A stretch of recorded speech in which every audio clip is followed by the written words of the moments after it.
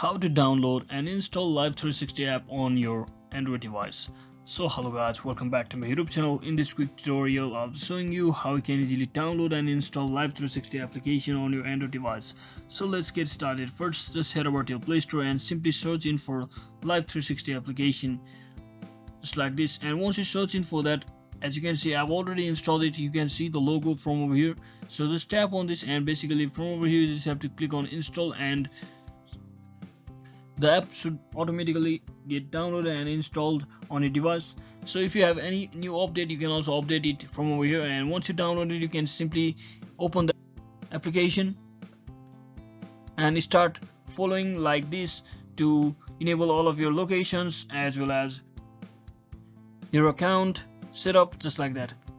So that is it for today guys. I hope this video was informational. If it was, don't forget to like and subscribe to the channel. See you on the next one.